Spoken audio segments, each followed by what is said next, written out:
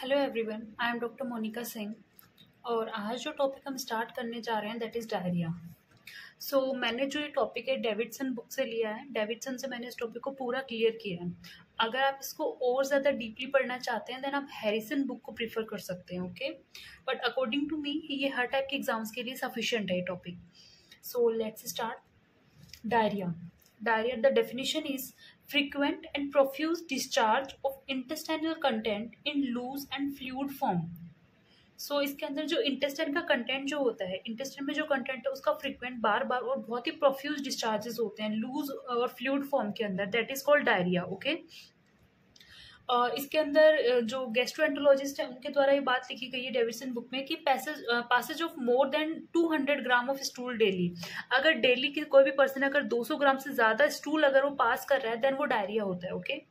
और उसमें ये लाइन जो है मैंने उसी बुक से ली है, that is normal bowel frequency जो होती है एक पर्सन की, जो नॉर्मल बोवल फ्रीक्वेंसी होती है वो हो सकती है कि वो या तो एक दिन में 3 बार जा रहा है कि वो 3 दिन में 1 बार जा रहा है। That is the 3 bowel movement per day to 1 bowel action every third day, okay.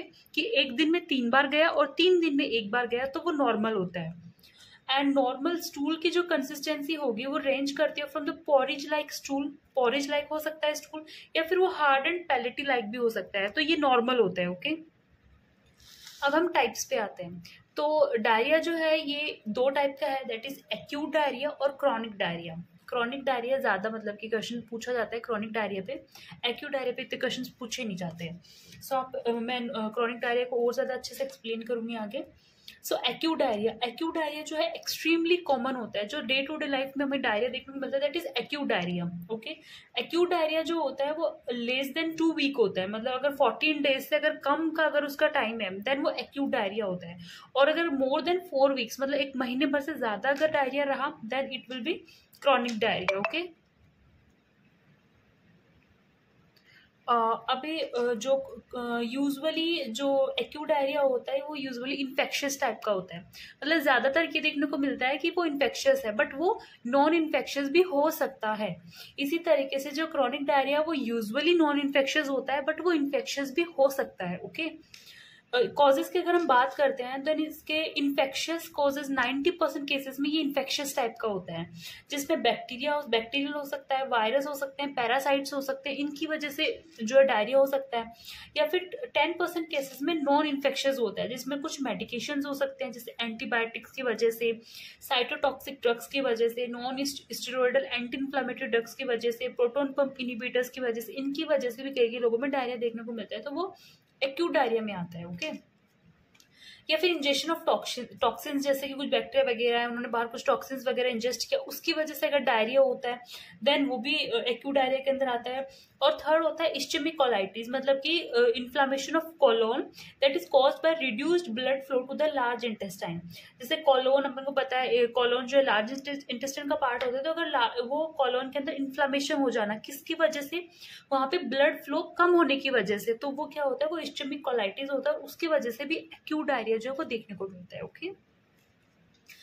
The second one is chronic diarrhoea. तो क्रॉनिक डायरिया के कॉजेज के अंदर जो सबसे मोस्ट इंपॉर्टेंट होता है that is irritable bowel syndrome. यहाँ पे मैं सिर्फ कुछ क्लिनिकल फीचर्स एक्सप्लेन करूंगी, बाकी हम इस टॉपिक पे हम पूरा एक लेक्चर वीडियो जो है वो बनाएंगे, ओके। क्लिनिकल फीचर्स इसके अंदर क्या होता है, फ्रीक्वेंसी ऑफ डिफिकेशन जो होती है वो बहुत ज्यादा इंक्रीज हो जाती है, एंड लूज वाटर पैलेटी स्टूल्स जो हमको देखने को मिलते हैं, ठीक है। नाइट के अंदर बहुत कम देखने को मिलते हैं, मोस्ट सीवियर होते हैं बिफोर एंड आफ्टर ब्रेकफास्ट, जैसे सुबह मॉर्निंग में ब्रेकफास्ट है जस्ट पहले या उसके जस्ट बाद में ही ज्यादा सीवियर देखने को मिलते हैं। अल्टरनेट डायरिया एंड कॉन्स्टिपेशन होता है कि अगर डायरिया हो गया तो कुछ टाइम बाद में कॉन्स्टिपेशन हो जाता है। स्टूल के अंदर म्यूकस होता है बट ब्लड कभी नहीं होता, ये चीज आपको ध्यान रखनी, ब्लड कभी नहीं होता है। एंड 24 आवर स्टूल वॉल्यूम जो होता है वो लेस देन होता है 200 ग्राम, तो ये इरिटेबल बोवल सिंड्रोम होता है। बाकी जो है क्रॉनिक के अंदर कॉलोन से रिलेटेड या स्मॉल बोवल से या फिर माल एब्जॉर्प्शन से रिलेटेड कुछ डिजीज हो सकते हैं, तो इनको हम आगे से और अच्छे से एक्सप्लेन करते हैं। देखो ये पूरी टेबल मैंने एज इट इज मैंने डेविडसन बुक से ली है। सो मैं आपको ये एक्सप्लेन कर देती हूँ। जैसे colonic, mall absorption and small ball, जैसे एक तो हमने ले लिया irritable ball syndrome. Irritable ball syndrome बहुत ज्यादा कॉमन होता था। बाकी जो तीन जो कॉजेज हो सकते हैं that is colonic disease, mall absorption disease और स्मॉल बॉल। ओके, सो मैं इनको एक्सप्लेन कर देती हूँ। कॉलोनिक जो है कॉलोन के अंदर मतलब लार्ज इंटेस्टाइन से रिलेटेड, ठीक है। तो लार्ज इंटेस्टाइन कहाँ आएगी? अम्बलाइकस से नीचे, मींस लोअर एब्डोमेन के अंदर लार्ज इंटेस्टाइन देखने को मिलेगी। तो इसके अंदर लार्ज इंटेस्टाइन के अंदर क्रैम्प्स देखने को मिलते हैं, ठीक है। उसके साथ साथ ब्लड एंड म्यूकस देखने को मिलता है स्टूल के अंदर, ठीक है। दो चीजें इसके क्लिनिकल फीचर में होती हैं कि पर्सन कंप्लेन करेगा कि उसके लोअर एब्डोमेन के अंदर अम्बलाइकस के नीचे के साइड उसको क्रैम्प्स आ रहे हैं, उसको पेन हो रहा है, और उसके साथ साथ उसके स्टूल के अंदर ब्लड एंड म्यूकस भी है, देन मतलब वो कॉलोनिक डिजीज का, कॉलोनिक के कैटेगरी के अंदर वो आएगा। ओके, सेकंड जो है माल एब्जॉर्प्शन। माल एब्जॉर्प्शन में क्या कंप्लेन करेगा पेशेंट कि उसको स्टेटोरिया मींस बहुत ज्यादा स्मेल आती है उसके फीकल मैटर से, साथ में उसके स्टूल के अंदर अनडाइजेस्टेड फूड पार्टिकल्स देखने को मिलते हैं, उसका वेट लॉस हो रहा है बहुत ज्यादा, साथ में न्यूट्रिशनल डिस्टर्बेंसेस हैं उसके बॉडी के अंदर, देन वो किस में आएगा? वो आ सकता है माल एब्जॉर्प्शन से रिलेटेड। ओके, थर्ड अगर स्मॉल बॉल से रिलेटेड होगा तो देखो स्मॉल बॉल कहाँ पे आता है? अपने अम्बलाइकस वाले या फिर मिड एब्डोमेन के अंदर आएगा अपन को, ठीक है। तो क्रैम्प्स इसके अंदर मिड एब्डोमिनल वॉल पार्ट जो उसके अंदर देखने को मिलेंगे, बल्कि कॉलोनिक में कहाँ देखने को मिल रहे थे? लोअर एब्डोमिनल वाले पार्ट में अपन को क्रैम्प्स देखने को मिल रहे थे। आप ऐसे डिफ्रेंशिएट कर सकते हैं उसको कि स्मॉल बोवल के अंदर मिड एब्डोमेन में क्रैम्प्स देखने को मिलेंगे और कॉलोन वाला जो है उसमें लोअर एब्डोमेन के अंदर क्रैम्प्स देखने को मिलेंगे आपको। साथ में इसके अंदर लार्ज वॉल्यूम और वाटर स्टूल होता है और ब्लॉटेड एब्डोमेन होता है, एब्डोमेन में एकदम ब्लॉटिंग देखने को मिलेगी। तो दोनों के अंदर क्या डिफरेंस? इसके अंदर ब्लड एंड म्यूकस था स्टूल के अंदर, बट इसका स्टूल जो है वो वॉल्यूम में बहुत ज्यादा होता है और वाटर स्टूल होता है, ठीक है। ये दोनों का डिफरेंस है। फिर है कॉजेज। कॉजेज क्या क्या हो सकते हैं? तो कॉलोनिक जो है मतलब ये जो इससे रिलेटेड क्या क्या कॉजेज सकते हैं आपको? इन्फ्लेमेटरी जो इरिटेबल बोवल सिंड्रोम हो सकता है आपको, इन्फ्लेमेटरी बोवल डिजीज हो सकती है, नियोप्लेशिया हो सकता है, इश्चीमिया हो सकता है कि ब्लड फ्लो कम होने की वजह से प्रॉब्लम हो सकती है। इसके अंदर क्या हो सकते हैं? इसके पैनक्रियाटिक कॉजेज हो सकते हैं, जैसे पैनक्रियास से रिलेटेड, जैसे क्रॉनिक पैनक्रियाटाइटिस, बहुत लंबे समय से पैनक्रियास के अंदर इन्फ्लेमेशन चल रहा है, पैनक्रियास में कैंसर हो रखा है, सिस्टिक फाइब्रोसिस का केस हो सकता है, या फिर एंटेरोपैथिक मतलब इंटेस्टाइन से रिलेटेड केसेस हो सकते हैं, जैसे कि सीलियक डिजीज हो सकता है। तो सीलियक डिजीज क्या होता है? सीलियक डिजीज जो होती है ये जो वीट है, बार्ले है, राई है, इनके अंदर इनका जो एक प्रोटीन पाया जाता है इनके अंदर, दैट इज ग्लूटिन। तो ग्लूटिन की अगेंस्ट बॉडी में इम्यून रिएक्शंस जो होती हैं वो प्रोड्यूस होती हैं, देन वो इसके अंदर आएगा। हम आगे इसको एक्सप्लेन करेंगे इन सबको, ठीक है, आगे कुछ लेक्चर्स के अंदर। तो वो सीलियक डिजीजेस हो सकती हैं। Tropical spur. ट्रॉपिकल स्पर क्या होता है कि ये एक्चुअली एक माल एब्जॉर्प्शन सिंड्रोम होता है। इसके अंदर क्या होती है, हमारी जो स्मॉल इंटेस्टाइन है वो अफेक्ट होती है और वो एब्जॉर्प्शन सही से नहीं कर पाती, एब्जॉर्प्शन एबिलिटी जो होती है वो कम हो जाती है उसकी। तो ये स्मॉल इंटेस्टाइन से रिलेटेड, माल एब्जॉर्प्शन से रिलेटेड आता है, ठीक है। दूसरा लिम्फोमा, जैसे लिम्फोमा मुझे पता ही होता है, लिम्फेटिक सिस्टम का वो होता है, कैंसर होता है, ठीक है। दूसरा ये क्या है? लिम्फ एंजिएक्टेसिया। लिम्फ एंजिएक्टेसिया क्या होता है? तो ये कंडीशन होती है जिसके अंदर क्या होती है, हमारी जो लिम्फ वेसल्स होती हैं वो अबनॉर्मली डायलेट हो जाती हैं, ठीक है। तो अगर स्मॉल इंटेस्टाइन की अगर लिम्फ वेसल्स डायलेट हो सकती हैं तो उसके अंदर क्या होगा? वो लिम्फ वेसल्स ब्लॉक होंगी, माल फॉर्म्ड होंगी, जिसकी वजह से क्या हो सकता है, जो स्मॉल इंटेस्टाइन जो होगी, स्मॉल इंटेस्टाइन में मतलब कि वहां पे ब्लॉकेज करेंगी, जिसकी वजह से वहां पे, जैसे हमें पहले से पता है कि फैट का अब्जॉर्प्शन कहाँ होता है? लिम्फ के अंदर होता है ना। तो अभी अगर लिम्फ वेसल्स ही अगर ब्लॉक्ड हो रही हैं, माल फॉर्म्ड है स्मॉल इंटेस्टाइन के अंदर, तो वहां पे फैट का अब्जॉर्प्शन नहीं हो पाएगा। सो फैट के अब्जॉर्प्शन को थोड़ा ये जो है ये करते हैं। दूसरा जो है स्मॉल बोवल के अंदर कॉजेज की अगर बात करें तो वाइपोमा। वाइपोमा क्या होता है? तो वाइपोमा जो एक highly malignant functional neuro endocrine tumour होती है, बहुत ज्यादा मैलिग्नेंसी होती है इसकी।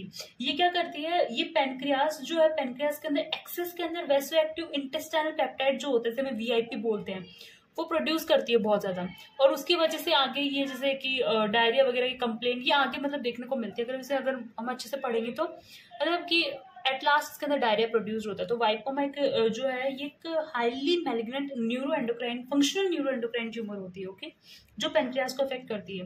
कुछ ड्रग्स होती हैं जैसे कि non steroid anti inflammatory drugs हो सकती है, अमाइनो सैलिसिलेट वगैरह, सेलेक्टिव सेरोटोनिन अपटेक इनहिबिटर्स वगैरह, तो ये कुछ कॉजेज होते हैं, ठीक है। इन्वेस्टिगेशंस क्या करवा सकते हैं, इन्वेस्टिगेशन हम कोलोनोस्कोपी करवा सकते हैं, ठीक है। दूसरी बायोप्सी करवा सकते हैं।